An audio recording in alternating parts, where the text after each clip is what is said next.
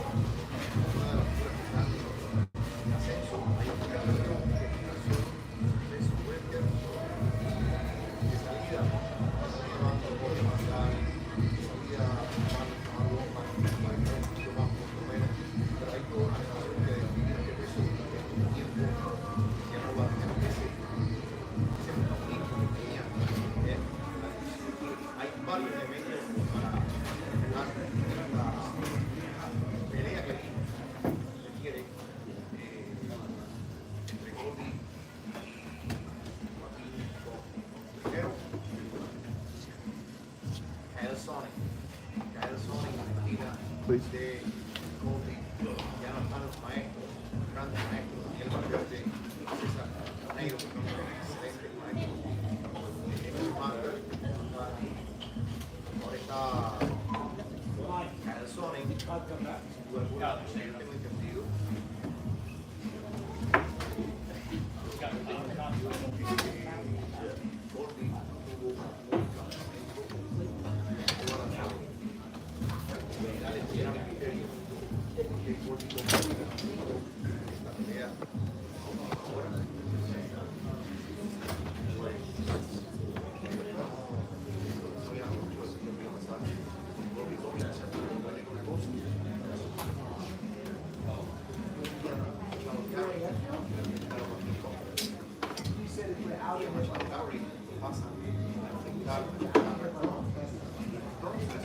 By what time?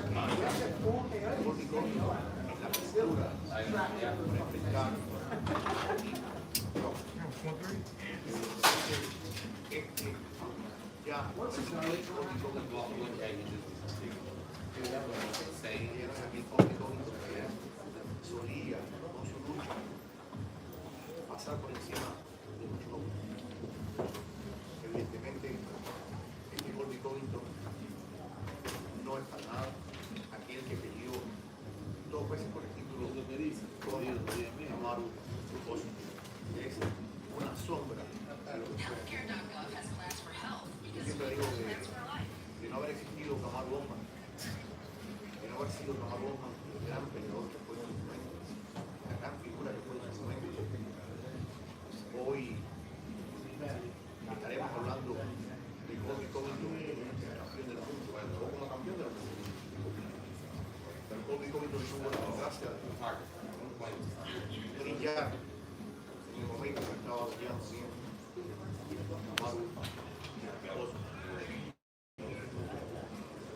Siempre hay que ver la última pelea. Llegar y la última pelea de Colby Covington quedó mucho tiempo de pelea de Colby Covington contra Leon Edwards fue francamente devastadora. Una pelea que nos indicó mucho de lo que está pasando con Colby Covington. En el combate contra Leon, Colby no en lo absoluto. I got a fully leaded one if you want that. Acabó contra el Woodley, acabó contra Vidal. Now we just gotta kick this man as well. Do what? Now we just gotta kick this man as well. Y evidentemente hoy, esta noche, estamos financiando Huh? Yeah, no, absolutely. It was certainly started off good. Oye, una cosa, Colby tiene 36 años. Yeah. No, Colby hoy it wasn't the Kobe of 4 years ago, but it wasn't 4 years ago. brutal. Brutal. Y no cabe Billy was good. eso de que hubiera pasado si Dustin was good. iba a continuar por un camino muy Yeah. No, it was good. para Colby Covington. Muy pocas veces muy pocas veces And vemos I'll be home 15 minutes after we're done. So cuántas veces vemos una pelea llena de sangre, Whenever I wake up. llena de cortadas, llena de heridas. so you're staying until Yeah, I'm gonna wake up tomorrow. I did that once after a bare knuckle.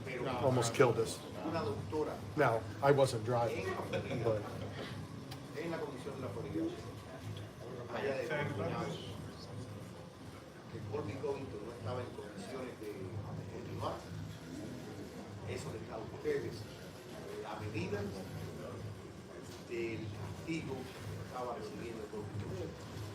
Eso les da a ustedes la medida de todo el daño que se había infligido en New Mansa a Colby Covington. Colby Covington había prometido quebrar en dos, se había prometido partirlo por la mitad. Colby Covington, que en la conferencia de prensa la entendió contra todo el mundo. Contra todo el mundo. Colby Covington que necesita estos reflectores para poner su boca crear o seguir creando este personaje que es hace tiempo que viene como el hombre caótico, el hombre que no tiene el pelo en la lengua, el hombre que se puede acaba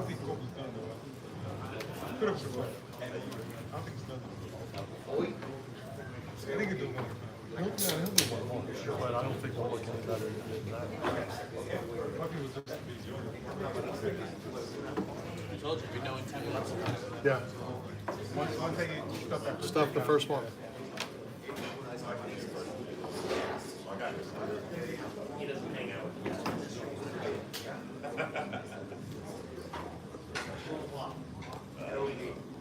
vamos a mirar con el cuerpo.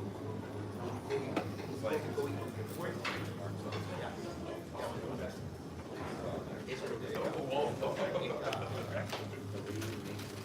Noche del 2024.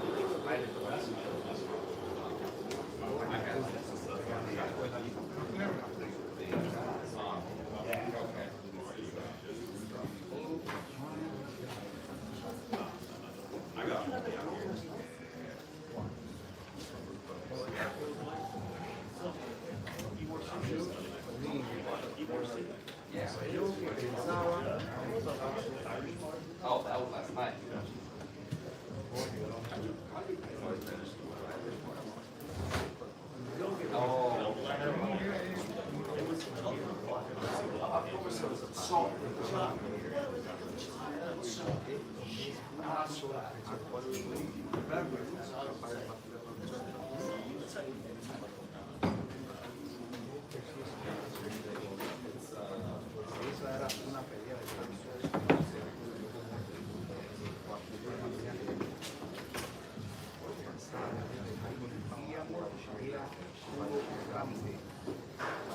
estaba hablando de él, estaba hablando de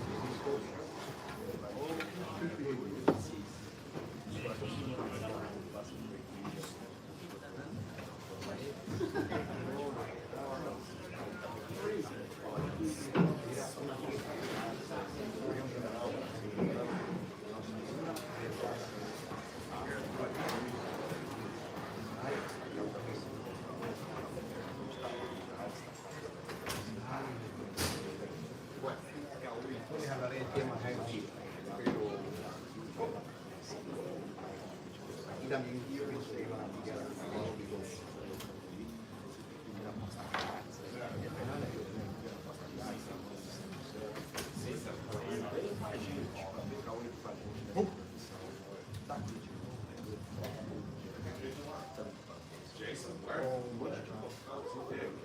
yo tenía un amigo mío que decía que va a pelear contra un muerto. Betrayed us. Muertos. God told you to go to Green Bay. Muertos así que nunca le llaman muertos. Este es Bruno Suárez. We're gonna do some work. He's in the whole street. Miren lo que hay, un hombre Get Charles. viene con Get Charles. Charles Jason Martin. Karen. There you go. Yeah, it's just- That's just a full start. Yep, sure is.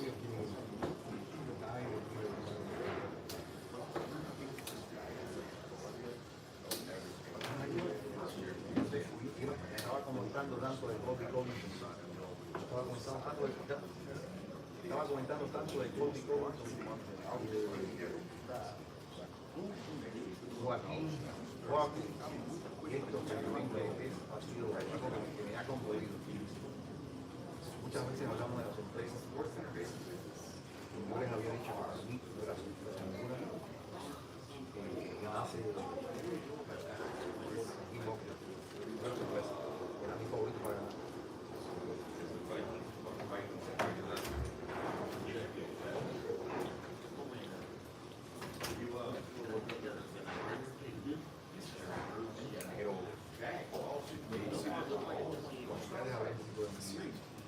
Quiero seguir hablando ahora del tema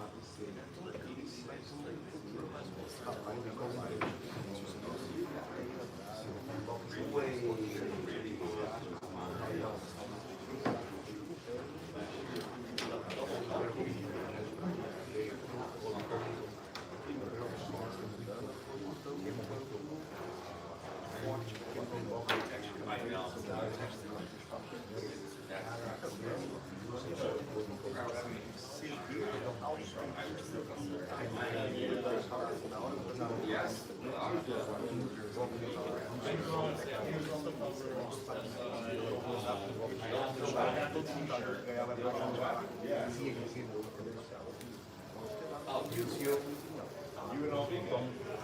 Lucio Huerta, venció a Vicente López, venció a Eduardo López.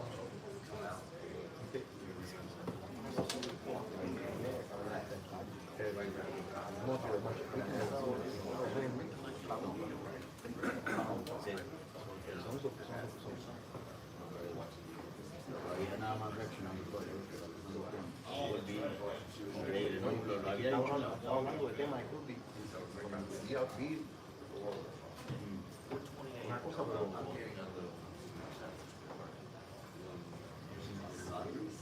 un tipo de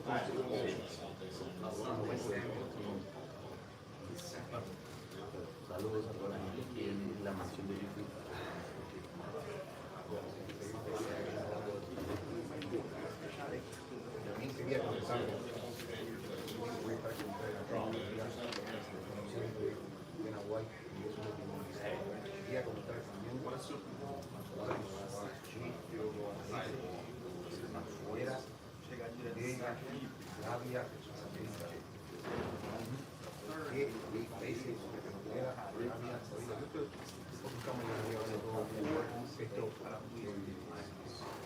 víctimas, un poquito más expuestas que están hablando, pero la carretera de Arabia Saudita es una cosa increíble.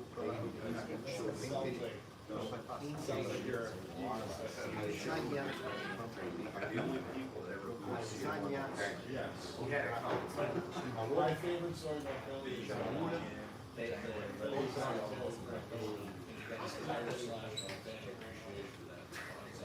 Malcolm Veron Page. Tremenda cartelera la que vamos a tener. Arabia es increíble cómo todo allá para esa parte del mundo. Y es una cartelera espectacular, espectacular. No solamente ya la diseña que son ya de Michael Veron Page, Rafael Lucier, Batea,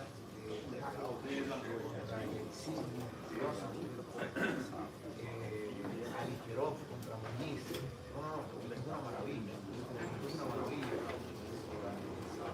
La carretera hace una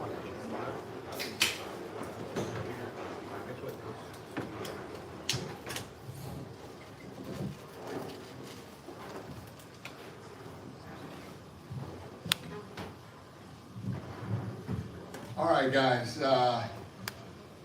The attendance tonight was 18,625, sold out. We broke the gate again for North American record for a fight night, 3.06 million.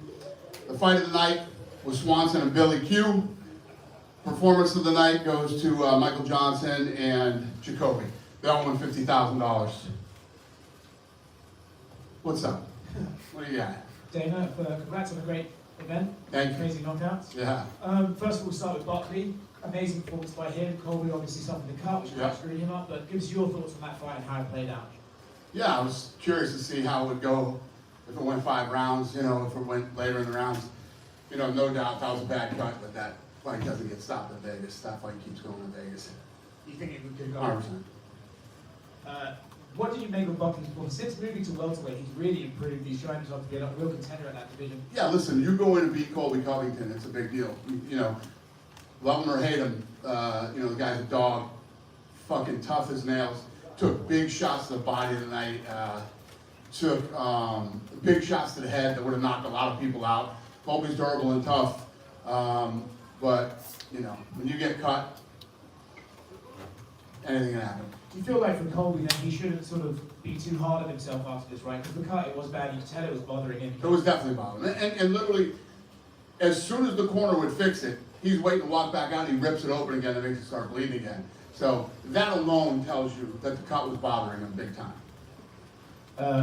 Just as looking at the Adrian Yanez fight, I don't know if you saw that, but he got kicked in the nuts and poked in the eye at the same time. The referee didn't take a point. In situations like that, would you like the referee to be a bit more involved and take points, or do you hope that they don't get involved and kind of influence the fight like that? I have no idea. I mean,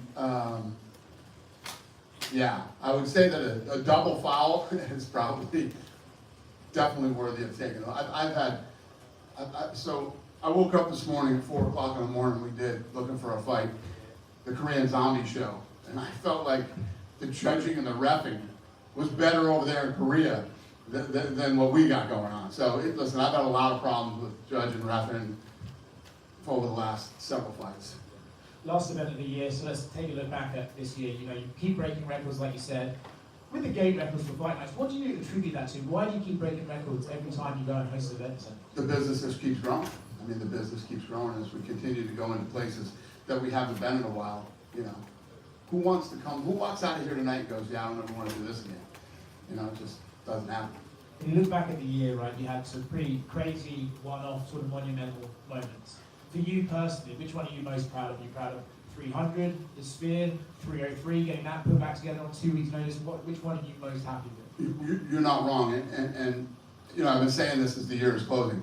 Every year, for the last 17 years, I've said, how do we beat this year? And every year we do. But not just this year, but the Sphere is probably the greatest thing we've ever pulled off, ever. And you notice, not only has nobody done it again yet, or nobody's even talking about doing it. It's just what we pulled off and what we achieved at the Sphere. It might never be done again. Putting you on the spot, fighter of the year, Alex Pereira or Elias Topuria? Which one do you go with? Fighter of the year? Yeah, it's tough with those two. It's tough. You know, and when you look at Alex, he's taking last minute fights. You know, he's on vacation, comes in and fights, not 100%, comes in and fights. I mean, it's tough. I don't even want to say a name, but I respect the shit out of both of them for what they've done this year. Okay. A last one from me, a little bit of a random question. I wondered if you could do me a favour, call up your friend Trump and find out what these drones over New Jersey are, and if we can get a... Find out if he's what? Find out what these drones over New Jersey are. I think he posted it today what they were. Oh, fuck. Yeah. Hey. Buckley called out Usman. Is that a fight that you think makes sense? Hey, listen, Usman's one of the best ever. I didn't hear him, I didn't know that, but yeah. That fight doesn't suck. And overall, what do you think of Colby? I know the fight was stopped from a cut, but from a performance standpoint until the stoppage, what do you think of his? Yeah, listen, Colby's an older guy that fights, you know, every once in a while. He's always durable and he's always tough. Like I just said to him, did you hear the body shots he was getting hit with tonight and the head shots he took? That stuff would have stopped, you know, other guys. Colby's tough. But I also feel like Colby wasn't too pissed that fight got stopped by the cut. The cut was definitely bothering him. Matt O'Cabe had a lot to say, right? You guys had a combo there. And then you We had said, a nice hey, conversation tonight. yeah, he's like, you were like, yo, I'll meet you in 5 minutes. Yeah. Did you get to talk to him? And so, how was that conversation? How do you know what we were talking about? That's fascinating. Yeah. He said, you know I this, that, and then I said, well, let's finish this one first. You got 5 more minutes. So, and he went out and he did it. Is he getting the next title shot for that way, you think? No, he's not getting a title shot, but we'll definitely give him what he's looking for. And Cub Swanson, a veteran of the game, WEC still out here representing. He said that he might retire. He still doesn't know. He said we'll see. But if this is the last performance, I mean, what a way to walk out, right? If this is. It is the way to go. What's funny is he says, I promised my wife this would be my last one, but I don't know. We'll see. You know, when a fighter wins, and especially wins as spectacularly as he did tonight, it's just so hard for these guys to walk away. But to be honest with you, if Cub says, you know, I promised this to my wife, I'm going to walk away, I'm happy for him. If he says, you know what, I definitely got one more in, I don't disagree with him. And I want to ask you about Ilia Topuria. Earlier this week, he said he wants to go up to 155 and fight Charles Oliveira. I'm sure you probably heard of those comments. Is that a possibility for him? I didn't hear that. Well, he's interested in fighting. I mean, right here, right now, I don't know. And any word on potentially going to Spain? I know that's a market that's been blowing up, obviously, we just saw. No new news on that, but that's what I want to do. Yeah. I'm 25, I want to go to a lot of places that we haven't been, and I'm sure you're already hearing rumblings in places that we're going to go that we haven't been to in a minute. But Spain is definitely high on the list. Thank you. Dan, you said that Manel's not getting a title shot at 125 after this performance. Who is getting a title shot? No clue. Sitting right here, right now. Dustin Poirier said he's been teasing one last fight, his last dance, and recently he was on Twitter. He said basically that he's got something cooking and that quote unquote there will be blood. Have you guys planned something for Dustin? You don't have to like reveal, obviously. Yeah, we're in the middle of talks for him. With something that he wants to do for the end of his career. Yeah. And then one other thing I wanted to ask you about is, obviously you're asked about the PFL and the competition all the time, but I don't know if you saw, there's another league that's going to be starting up, the GFL, and there's a wide array of names, very familiar names, a lot of names who have fought in the UFC that are there, and people are reacting in certain ways. A lot of really old retired fighters that are trying to get back in there.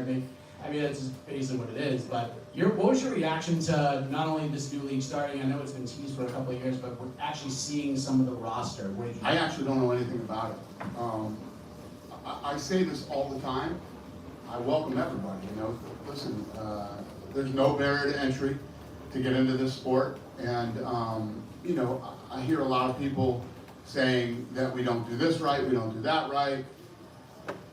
Come on in, everybody. Dive in. Yeah, so some of the names mentioned: Tyron Woodley, Fabricio Verdum, Anthony Pettis, Junior Dos Santos, Luke Rockhold, Frank Mir, Arlovsky, Benson Henderson, Vanderlei Silva, Diego Musasi, and the list goes on and on. There's a lot of names like that, especially seeing like Vanderlei's name on there. It's probably the one that sticks out the most. What do you think when you hear that name as a guy who potentially could be fighting? Fascinating. I'll believe it when I see it. Yep. Hello, Dana. Hi. I'm gonna do some questions in Spanish. Fire away. Yes, sir. First of all, lo primero de todo, quería saber cómo valoras la actuación de Joel el Fenómeno Álvarez después de haber noqueado de esa manera a Adrián Close. First of all, how do you see the performance by Joel Alvarez? Another great performance by the Spaniard, Joel Alvarez tonight. Yeah. Obviously, I was just saying to him, looking very forward to going to Spain and trying to figure that out. So, yeah, hopefully, great performance, but hopefully we're going to see more Spanish fighters in the UFC. Tremendo desempeño, pero esperamos, como estaba mencionando, que más atención hay en España y espero que vamos a ver más performances como este. And one of the things that happens is when we go into a new market that we've never been, and you introduce the people to the live event, whatever size the arena is, you assume will sell out or come close to selling out, and you create this explosion in the market in these different places, and I look forward to doing that in Spain. Y lo que pasa cuando entramos en un mercado nuevo, hacer el evento en vivo, en la ubicación, en la arena, lo que sea deportiva, no importa el tamaño, siempre va a introducir o a presentar a toda la gente al concepto. O sea, hay una explosión de interés por el deporte y creo que es eso que debemos hacer en España. Joel tiene 22 victorias profesionales y 22 finalizaciones. ¿Crees que ya tendría la entidad suficiente como para ser la pelea estelar de un Fight Night en España en lugar de un pay-per-view si es más complicado llevarlo a nuestro país? Joel's got 22 victories and 22 finishes. Do you think that right now he's got the cachet and he's got the record to perhaps be a main event in Spain, meaning a fight night, way easier than doing a pay-per-view? Yeah.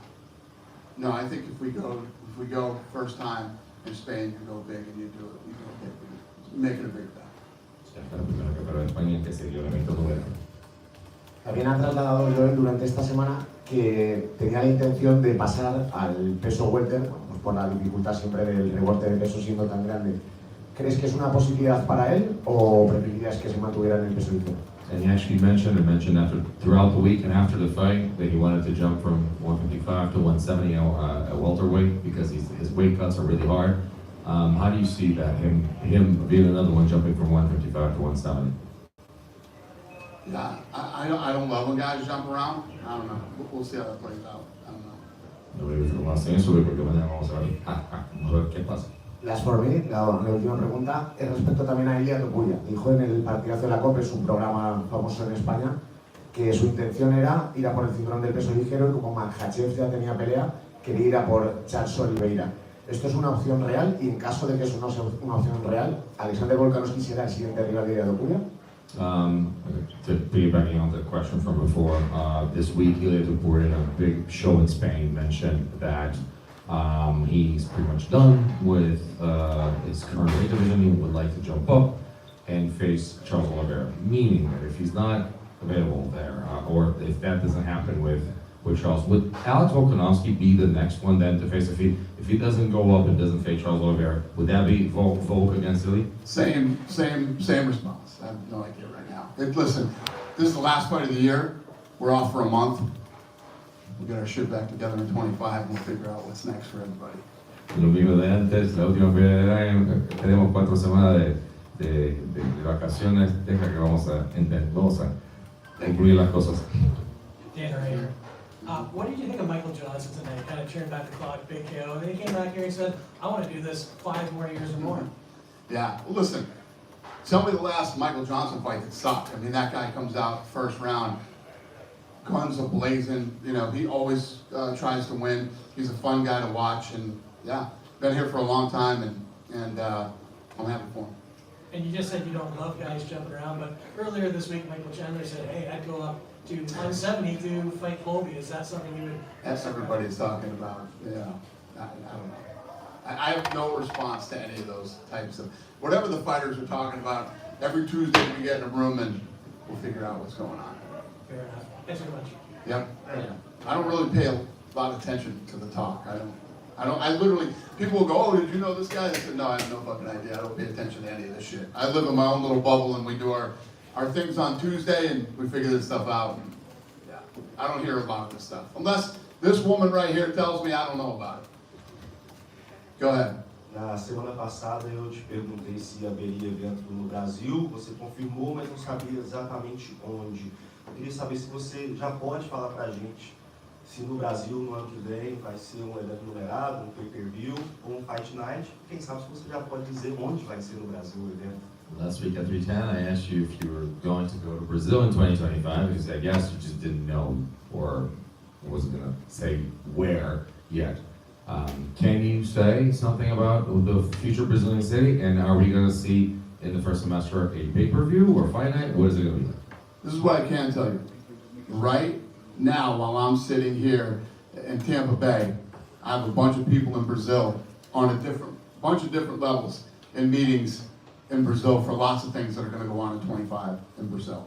Eu posso dizer para você que tem muita gente no Brasil nesse momento que está enquanto que ele está aqui em Tampa, tem um pessoal no Brasil se reunindo para tentar acertar a casa e ver outras coisas e muitas iniciativas no Brasil para o que vem. Dana, here to your left. With such a big year this year, and we know that you have such high ambitions, what's the goal looking like for 2025? Yeah, like I was just saying earlier, like every year over the last 17 years, I've said, how is next year going to be bigger than this year?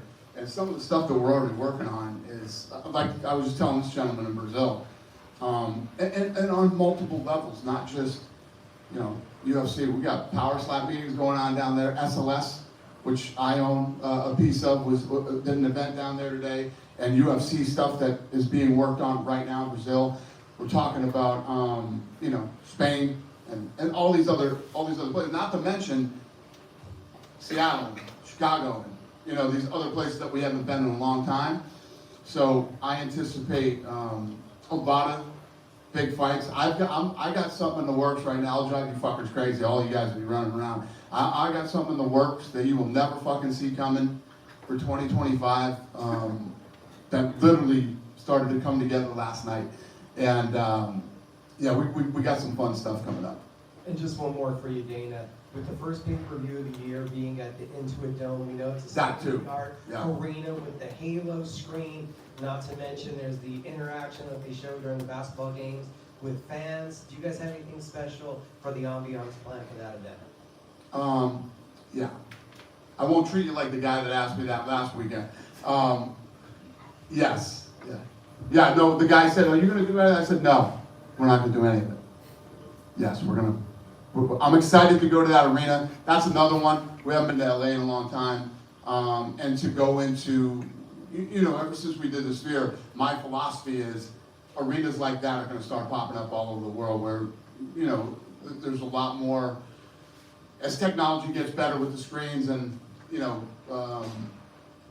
the quality of stuff that you can do. I mean, how many, were any of you at the Sphere?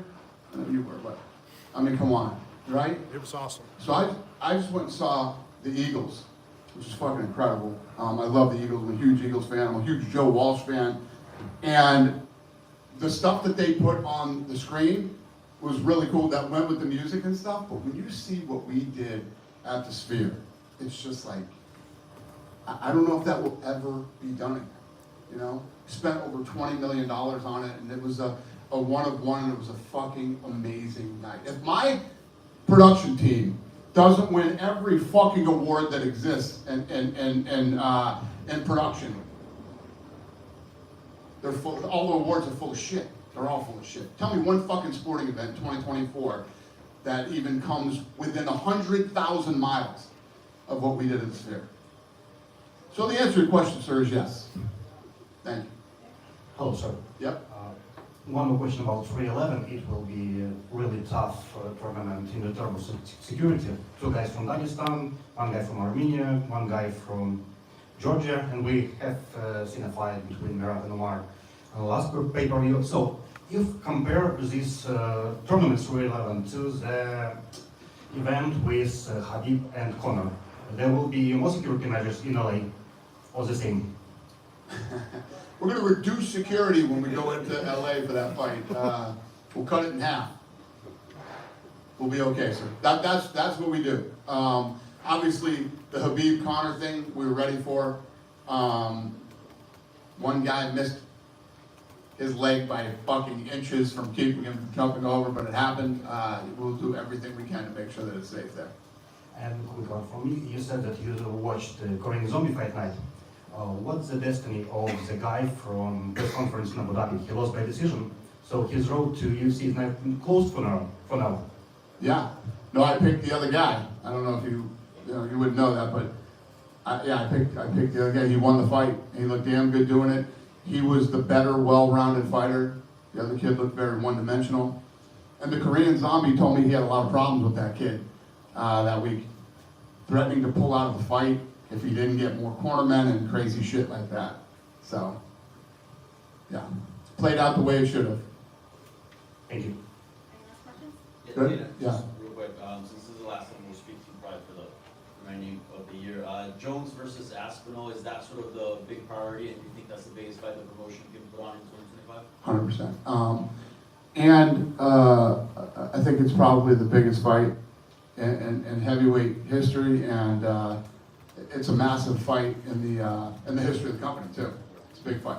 Yeah, we know Tom Aspinall's down. Jones is kind of like on the fence, or at least that's what he said publicly. But have you talked Weird. about how confident? What's weird about that? Let me tell you what's weird about that. So usually, those guys say that shit behind the scenes and not publicly. John says that shit publicly, but not behind the scenes. John is a very unique individual to deal with. From day one, I've been confident that John Jones would do that fight, right? I mean, even before the fight, I said if he won, there's no way John doesn't do this fight.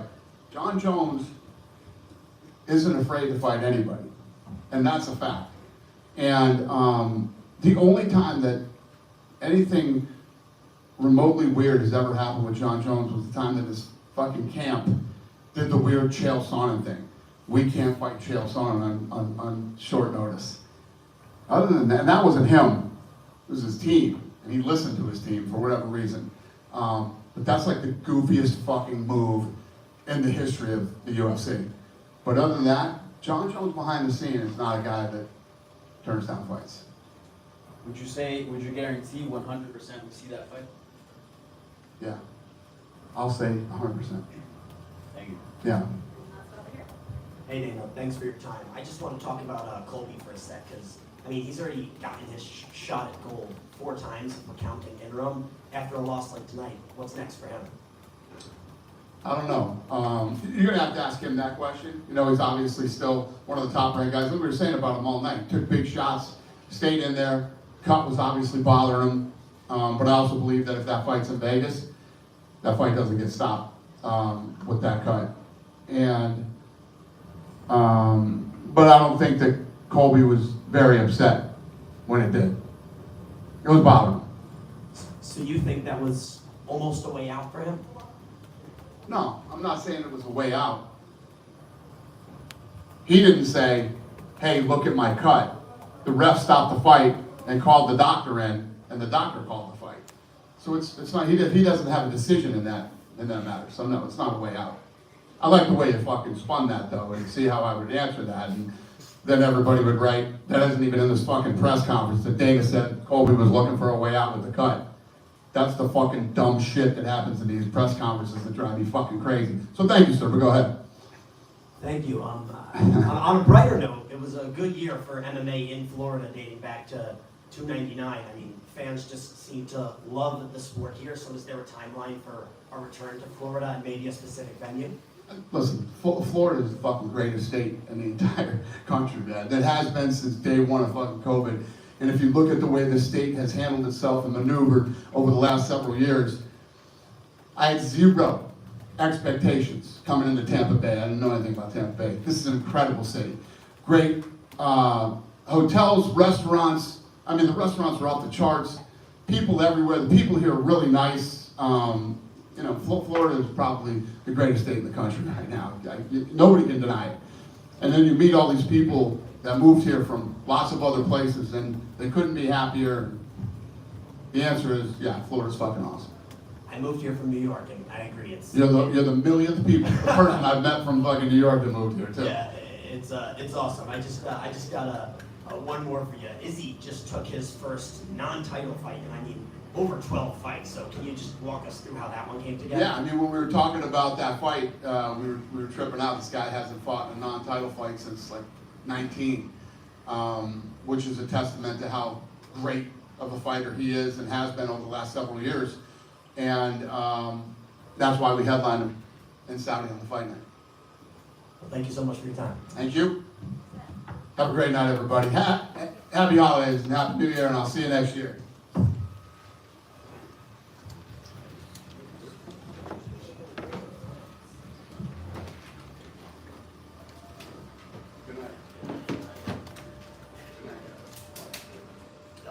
Are we done? Huh?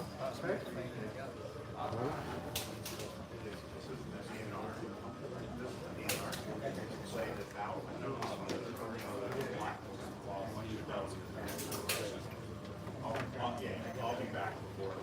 Okay. It won't be infected. No, I mean, you can even block it, so.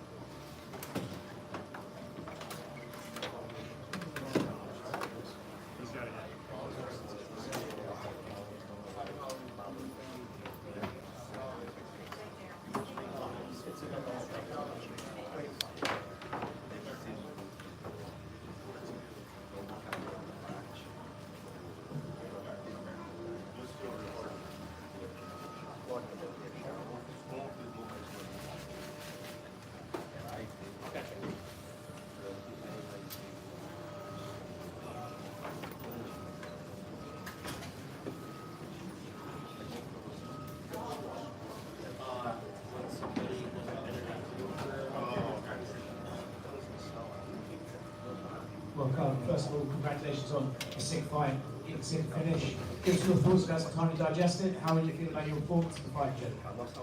I love the finish. Watched it a bunch of times a little bit ago, and it's something I do in training quite a bit. I'm kind of surprised with myself. I waited so long to throw that exact combo, but it was a tough fight. I was definitely doubting myself at some moments in there. But I was having fun. I was trying to be in the moment and just enjoy it. Obviously, you must have had Patty promise your partner that this is going to be the last one. So when you're in there and you're fighting, is that at any point going through your mind like, fuck, I need to enjoy this more than I usually will. I really need to focus on being here. Does that go through your mind when you're in there thinking it could be the last time? Yeah, I mean, I try not to put too much on it because it's all, you know, it's ultimately my decision and what I want to do. But my biggest thing for this fight was just to not be pressured, you know, put the pressure on myself to perform and be tense and just have this like war. I had a little bit of a war, but I was trying to be fast and loose and paint a picture and make it beautiful, something I could be proud of. And if it was the last, that I could say, man, I'm happy with that. Obviously, you said that I know after every big fight, big negotiations have to happen. Have you started having those with your wife yet? Are you talking about getting back in there one more time? It seems like you could be tempted to do it again. I mean, I'm always going to be tempted. We'll see how I heal up. You know, I got 3 little kids that are getting a little bit older now and definitely want my attention more. And I got a bunch of fighters, my team Bloodline, the guys I manage and coach. I put a lot of effort into them, and these last couple fights have really allowed me to show them how to do it and not just talk about it. I was able to be about it and show them, you know, lead by example. And I honestly am more excited to be a coach at this point. I love the sport, and the nice thing about being on the other side of the cage is I don't go home with lumps and bruises. For what it's worth, you know, Crazy War, classic Cub Swanson fight, with a finish like that, it feels like pretty good way to go out for a fight. For sure, that definitely could be a storybook ending. So, yeah, it's gonna have to be something exciting to get me motivated. Congratulations, man. Fantastic career as well. Congratulations. Thank you. I guess what's gonna be the determining factor whether you continue fighting or not? Is it 100% on the wife, or is there other things as well as how you feel, or, you know? I mean, you don't gotta put pressure on my wife. She's just looking out for me. I mean, my mom and my stepmom both, who both are very close to me, begged me to stop fighting in 2011 when I fractured my face, and I could have stopped then. I could have stopped at any moment, but I just always felt like I had more to do.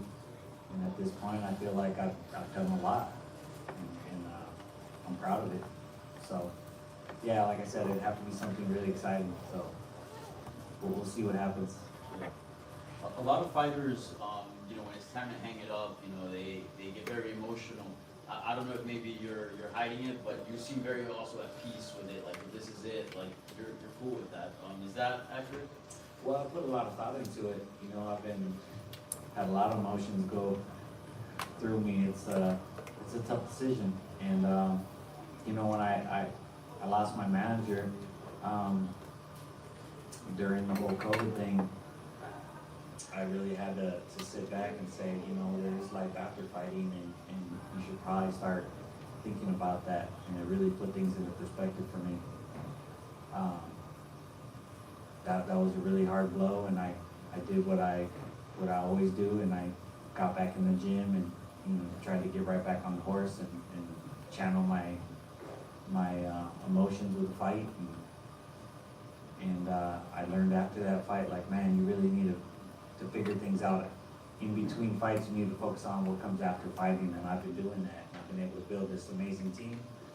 And yeah, I'm pretty passionate about being a coach, and I have a lot of knowledge to pay forward, and that's what my number one concern is, besides being a father and a husband.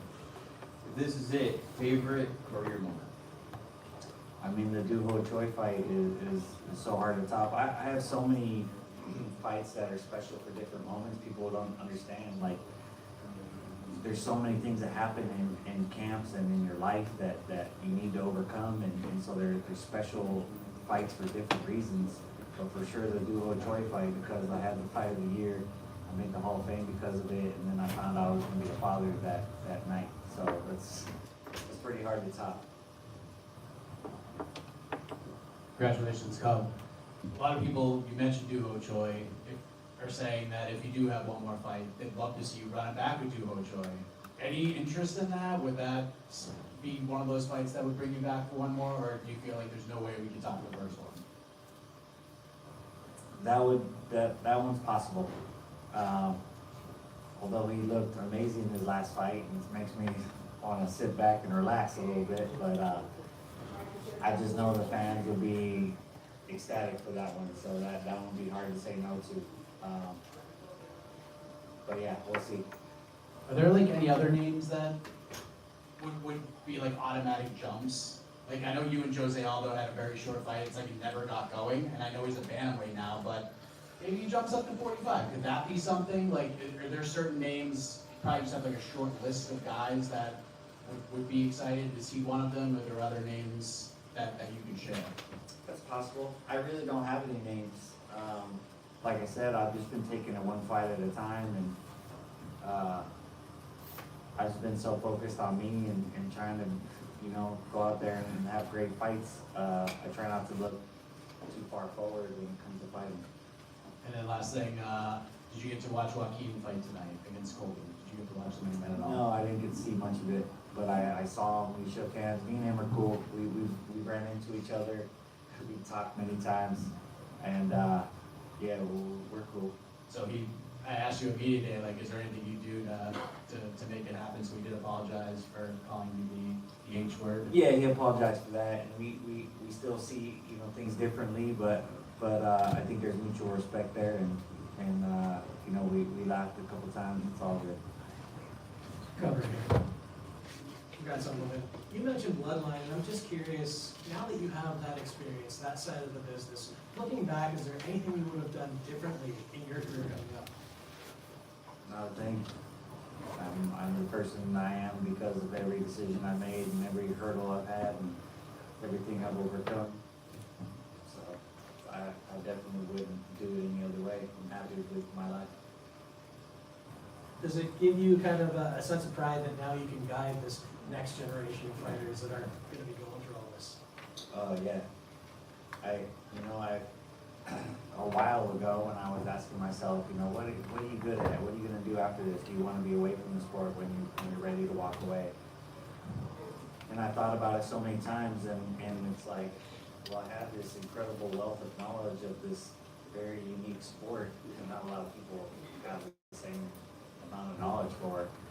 And with all my shortcomings in my career and all my ups and downs and my injuries and all the craziness, I've learned so much how to rebuild myself. I mean, how many times have they said I was done, I'm over the hill, I can't do it anymore.